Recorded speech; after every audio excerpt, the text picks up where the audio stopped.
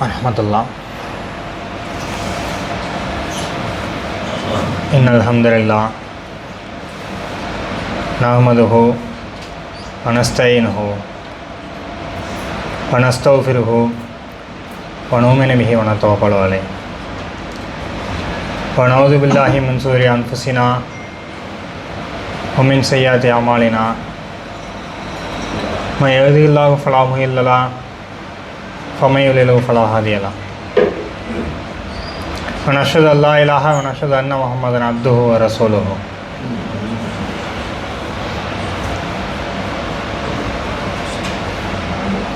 கண்ணியமிக்க அல்லாஹ்வின் நல்லடியார்களே, நிகரற்ற அன்புடையவனுமாகிய அல்லாஹுவின் அன்பு உங்கள் மீதும் என் மீதும் பொழியட்டுமான அல்லாஹ்ட்ட கேட்டவனா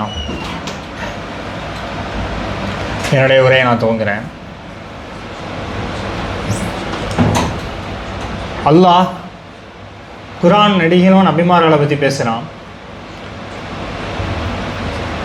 நபிமார்களுடைய வாழ்க்கை வரலாறு, அவங்க எப்படி மக்கள் மத்தியில் மார்க்கத்தை எத்தி வச்சாங்க, எத்தி வைக்கக்கூடிய நிலைமையில் அவங்க என்னென்ன மாதிரியான சிரமத்துக்குள்ளானாங்க, எதெல்லாம் அவங்க எதிர்கொண்டாங்க அப்படிங்கிற விஷயத்தை எல்லாத்தையும் எல்லாம் சொல்லிக்கிட்டு வரான். அதையெல்லாம் ஒரு புறம் இருந்தாலும்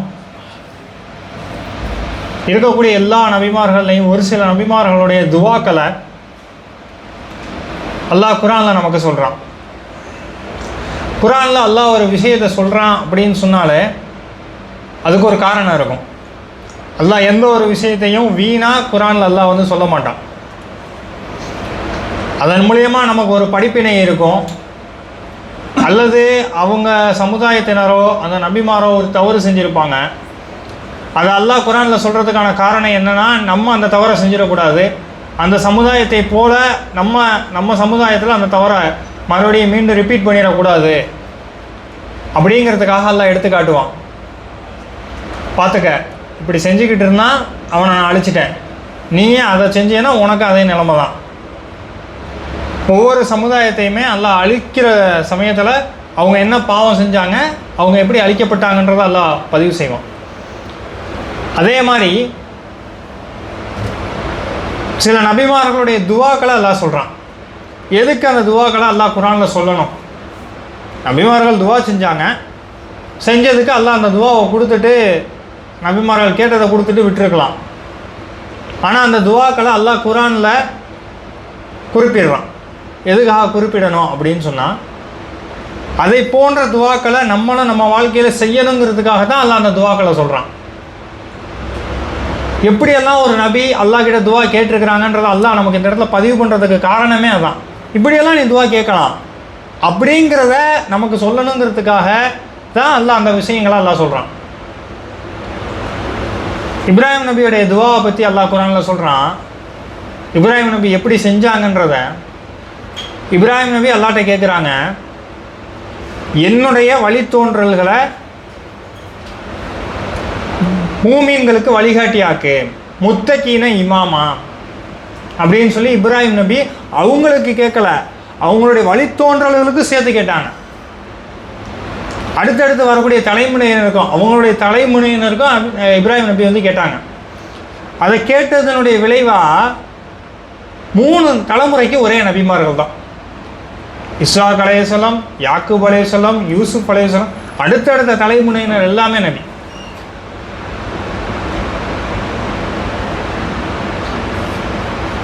இஸ்மாயில் நபியுடைய வழித்தோன்றல்ல நபி ஸல்லல்லாஹு அலைஹி வஸல்லம்,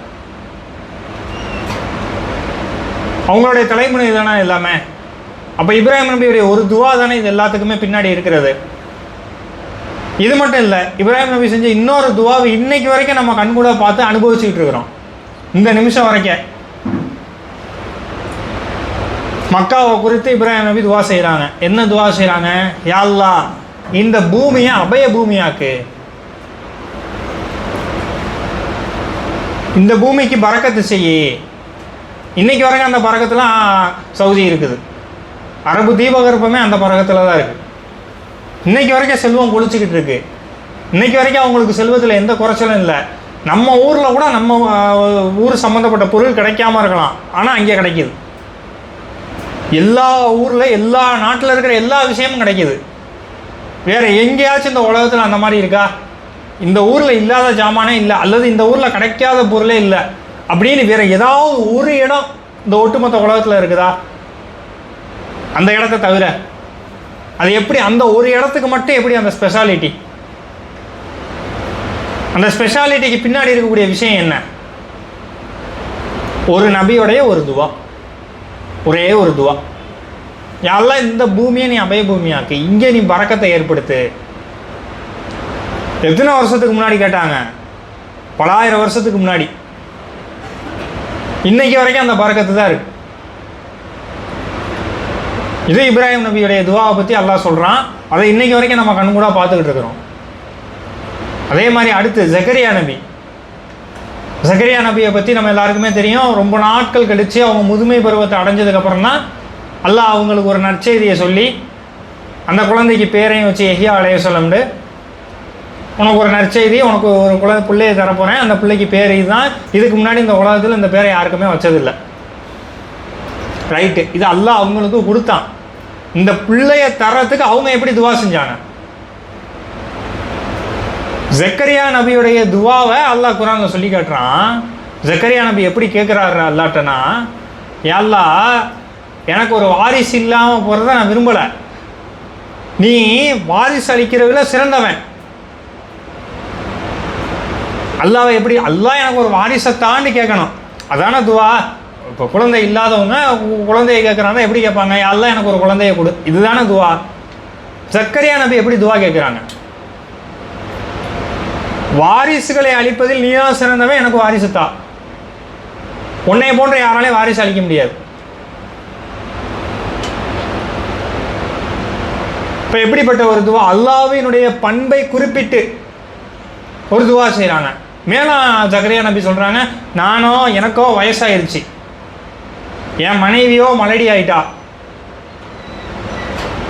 ஆனால் ஒன்னால் குழந்தை தர முடியும், நீ கொடு எனக்கு வாரிசு. எப்படி?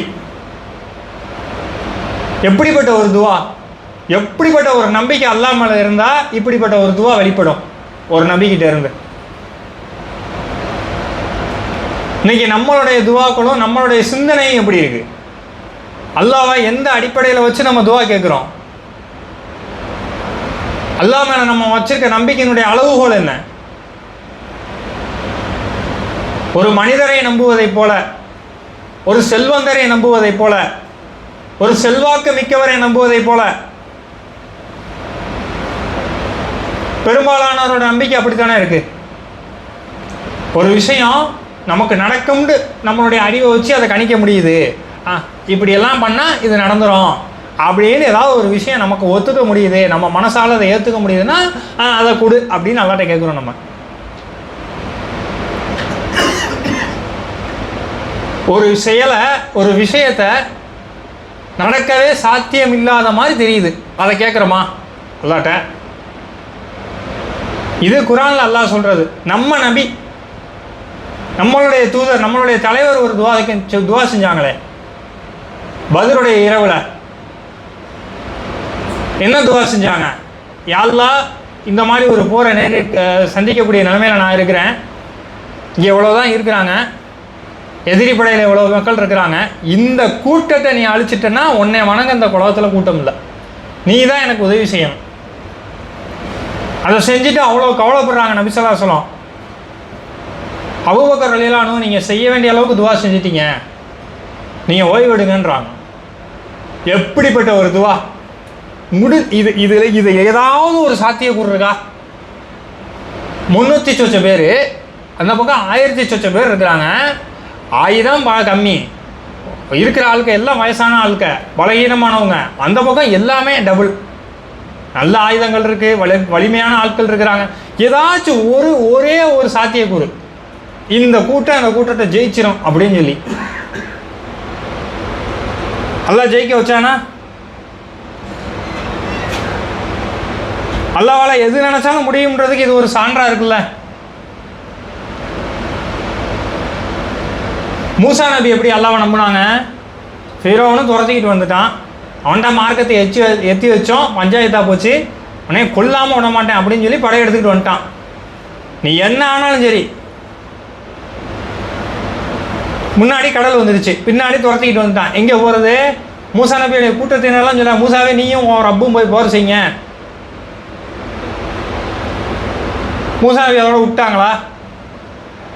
ஏன் ரப்பு இருக்காண்டா, என் ரப்பு எனக்கு உதவி செய்வான் நம்புடாங்கல்ல, எல்லாம் உதவி செஞ்சான்ல. கம்பை கொண்டே கடலில் அடித்தா கடல் பிளக்குமா? சராசரியாக இன்றைக்கி கடல் இருக்குது, கடலில் போய் கம்பை அடித்தா கடல் பிளக்குமா? ஆனால் கடல் பிளந்துச்சுல. எப்படி? அல்லாஹ்வுடைய உதவியை கொண்டு தானே அது நடந்துச்சு, அல்லாஹ்வினுடைய ஆற்றலை கொண்டு தானே அது நடந்துச்சு. கம்பை கொண்டே கடலில் அடித்தா கடல் புழக்காதுங்கிறது இங்கே எல்லாராலையும் அதை சொல்ல முடியும். இதுக்கு ஏதாவது சாத்தியமான விஷயம் இருக்கா? இது சாத்தியப்படாது தானே நம்மளுடைய அறிவுக்கு. ஆனால் அல்லாஹ் நினச்சா இதை சாத்தியப்படுத்த முடியுமில்ல. அப்போ அந்த மாதிரியான ஒரு நம்பிக்கையை நம்ம அல்லாமல் வைக்கிறோமா? நம்மளை சுற்றி இருக்கிற சூழ்நிலை எல்லாம் சாத்தியம் இல்லாமல் இருக்குது. அந்த விஷயம் நடக்கிறதுக்கு எந்த வாய்ப்புமே இல்லை, வாய்ப்பே இல்லை. இந்த இதில் வேடிக்கையாக சொல்ல வாய்ப்பே இல்லை ராஜா அப்படின்றான். இல்லை, அந்த மாதிரி இருக்குது சூழ்நிலை. அந்த சூழ்நிலையில் என் ரப்பு எனக்கு இதை கொடுப்பான் அப்படிங்கிற நம்பிக்கை நம்மக்கிட்ட இருக்கா? எது எப்படி இருக்கட்டும், இதெல்லாம் என் ரப்புக்கு ஒரு விஷயம் கிடையாது, ஒரு மேட்ரே கிடையாது அவனுக்கு. அவன் நினச்சா இப்படின்றதுக்குள்ளே முடிஞ்சிடும். ஒன்ஃபை அக்கௌண்ட் ஆகுன்னா ஆகிட்டு போகுது, அவ்வளோதான். நமக்கு தான் ஒரு வேலையை செய்யணும்னா 4 பேர்கிட்ட சொல்லணும், அவர்கிட்ட சொல்லணும், அவர் கொண்டு வந்து கொடுக்கணும், இவர் காசு கொடுக்கணும், இவர் வண்டி வேணும், அவர் அந்த வேலையை செஞ்சு கொடுக்கணும். ஏதாவது ஒன்று மிஸ் ஆகணுச்சுன்னா அந்த வேலை நடக்காது. ஒரு ஆள்கிட்ட ஒரு வேலையை சொல்கிறோம், அவர் கரெக்டாக அந்த இடத்துல போய் அந்த பொருளை வாங்கிட்டு வான்னு சொல்கிறோம். அதுக்கு அவருக்கு வண்டி வேணும், அந்த பொருளை வாங்க அவருக்கு காசு வேணும், அவருக்கு நேரம் வேணும். இதில் ஏதாவது ஒன்று அவருக்கு கிடைக்கல, அல்லது நம்ம சொன்னதே அவர் மறந்துட்டார், இல்லை ஒன்றுக்கு நம்ம 2 பேர்கிட்ட சொல்லி வச்சு அந்த வேலை நடக்கலை. இதெல்லாம் என்ன? நம்மளுடைய இயலாமை. அல்லாஹ்வுக்கு இது மாதிரி ஏதாவது இருக்குதா? அல்லாஹ் ஒரு விஷயத்தை செய்யணும்னு நினைக்கிறான், அல்லாஹ் ஒரு விஷயத்தை நடத்தணும்னு நினச்சிட்டான், அது நடக்காமல் போயிடுமா?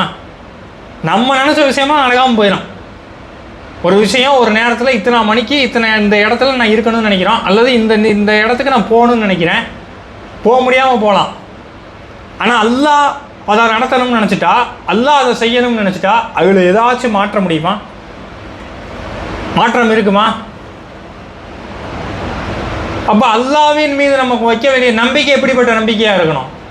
அல்லாஹ்வின் மீது நம்ம எப்படிப்பட்ட நம்பிக்கையை வச்சு நம்மளுடைய துவாவை அமைக்கணும்?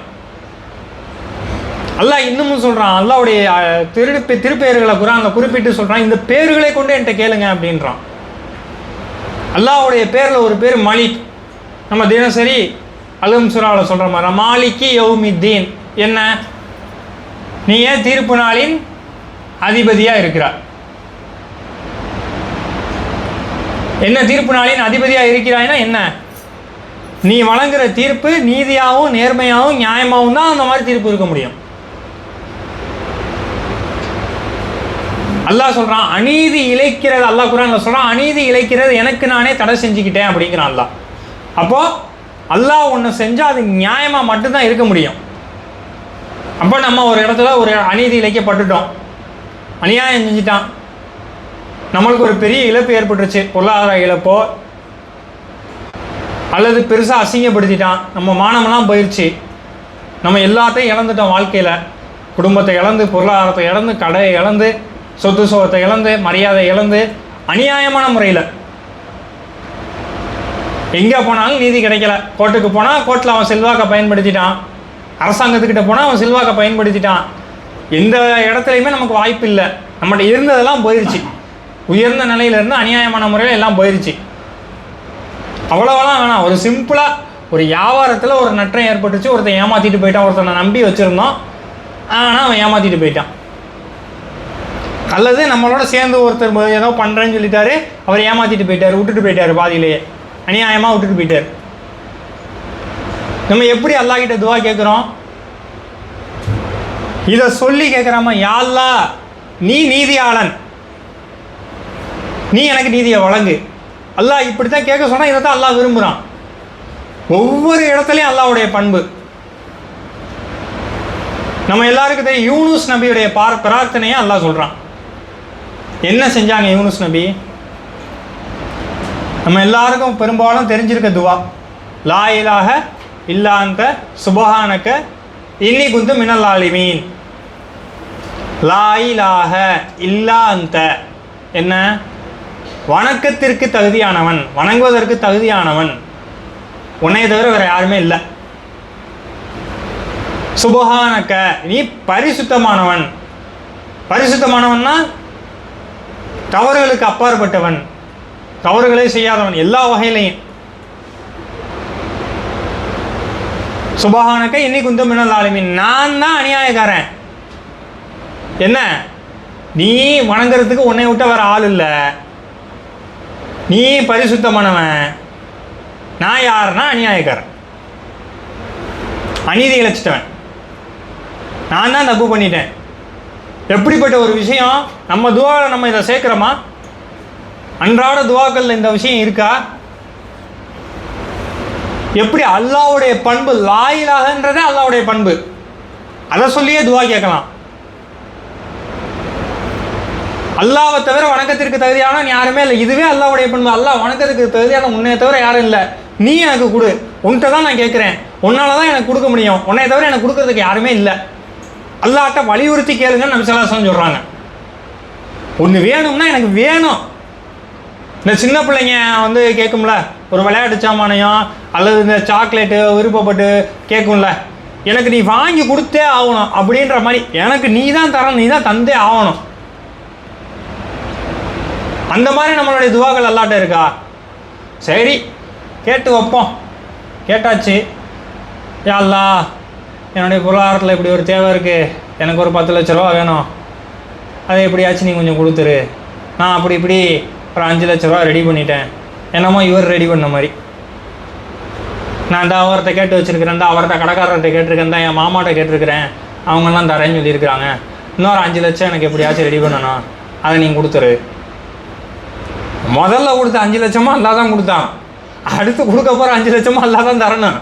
என்னமோ இவர் 5 லட்சத்தை ரெடி பண்ண மாதிரியும் இன்னொரு 5 லட்சத்தை அல்லாட்ட கேட்குற மாதிரியும், ஏதோ ஒரு பார்ட்னர்கிட்ட போய் பிஸ்னஸ் பார்ட்னர்ஷிப்பு கேட்பாங்கல்ல, அந்த மாதிரியும்.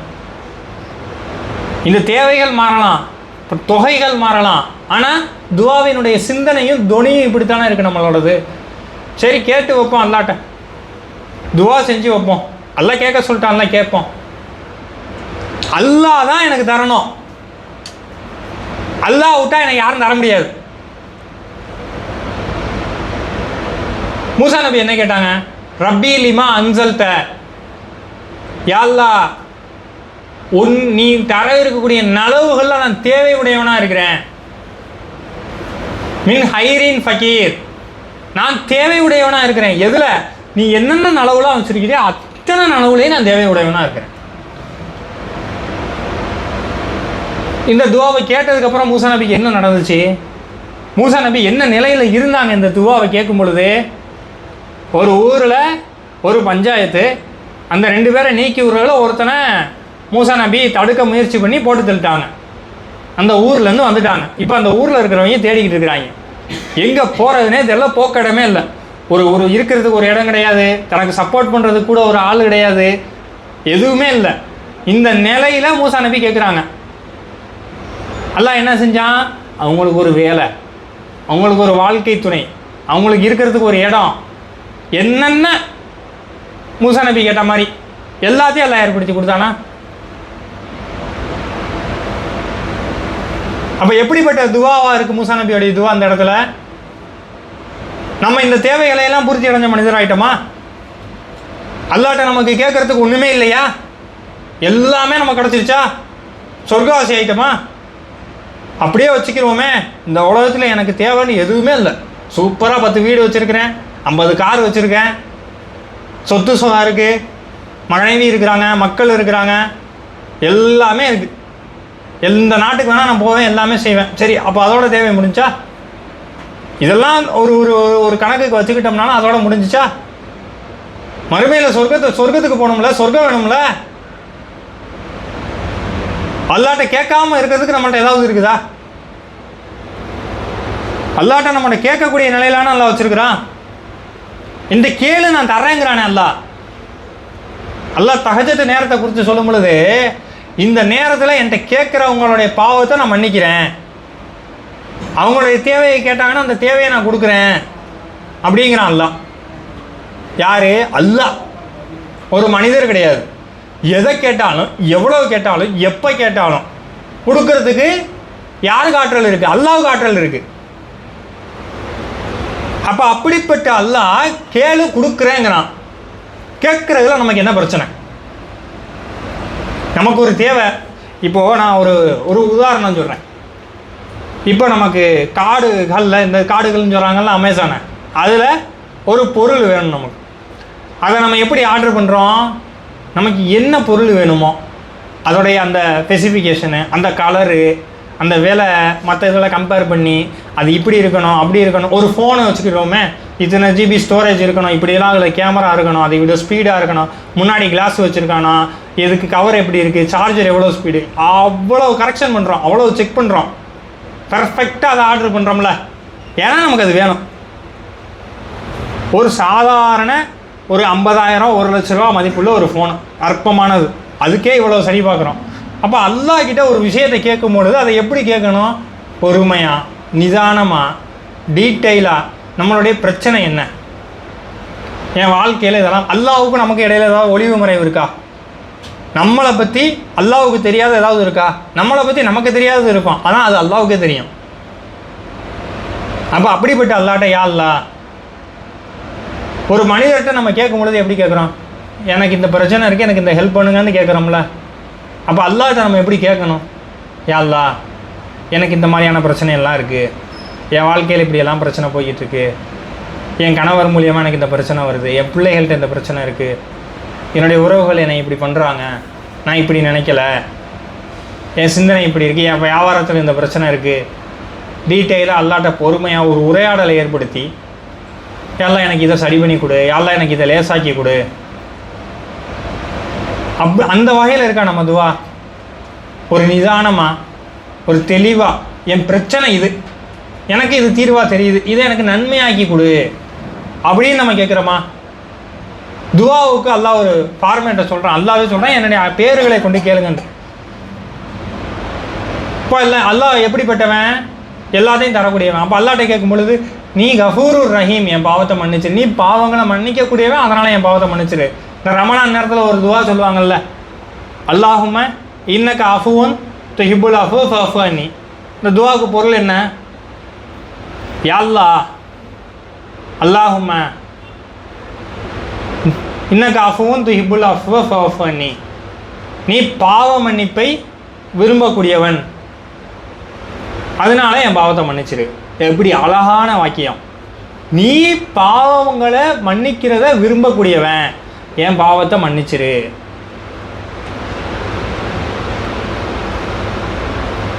அப்போ அல்லாஹ்ட்ட நம்ம ஒரு விஷயத்தை கேட்கும்போது அல்லாஹ்வுடைய அழகிய பேரை சொல்லி அல்லாஹ்கிட்ட நம்ம அந்த விஷயத்தை கேட்டோம்னா அல்லாஹ் அதை தரக்கூடியவனாக இருக்கிறான். எந்த துவாவும் வீணாக போகாது அப்படின்னு சொல்லி அல்லாஹ் சொல்கிறான், நபி ஸல்லல்லாஹு அலைஹி வஸல்லம் சொல்கிறாங்க. ஒன்று அல்லாஹ் கேட்டதை கேட்ட வகையில் கொடுப்பான், இல்லை அதுக்கு நன்மையை தரலாம், இல்லை அதுக்கு பாவத்தை மன்னிக்கலாம், இல்லை ஒரு கேடை அல்லாஹ் நீக்கலாம். அது அல்லாஹ்வுடைய முடிவு. இங்கிலீஷில் ஒரு வார்த்தை சொல்லுவாங்க, டிஸ்கிரிஷன் அப்படின்னு. அது அல்லாஹ்வுடைய இது. ஆனால் எந்த துவாவும் வீணாகவே போகாது. அல்லாஹ்வுக்கு தெரியும் நமக்கு எது நல்லது, நமக்கு எது நல்லது இல்லை அப்படின்னு சொல்லி. அப்போ அல்லாஹ் கிட்ட கேட்கும் பொழுது நம்ம கேட்குறத கரெக்டாக கேட்கணும்.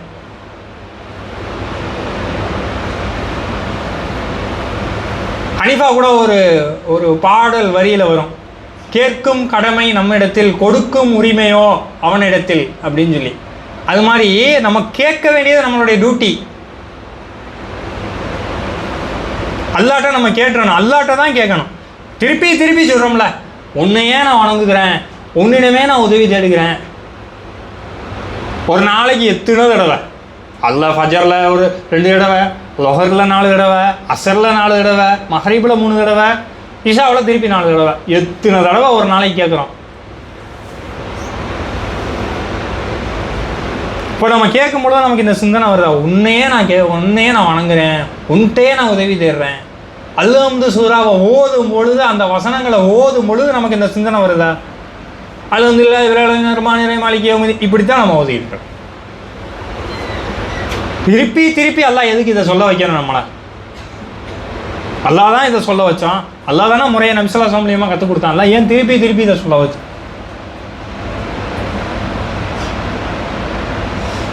அப்போ அல்லாஹ்ட்ட நம்ம கேட்கும் பொழுது இந்த மாதிரியான விஷயங்களை நம்ம சிந்தனையில் முதல்ல கொண்டு வரணும். முதல்ல நம்ம சிந்தனையை மாற்றணும்.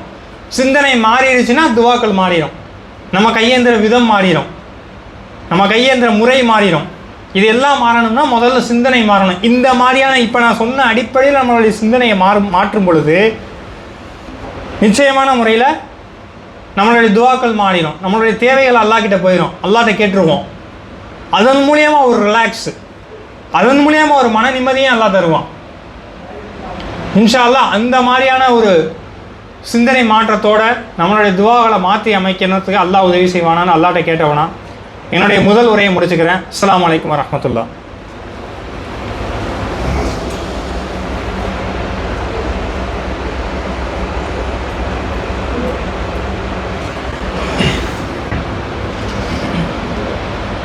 அஸ்ஸலாமு அலைக்கும் வரஹ்மத்துல்லாஹ்.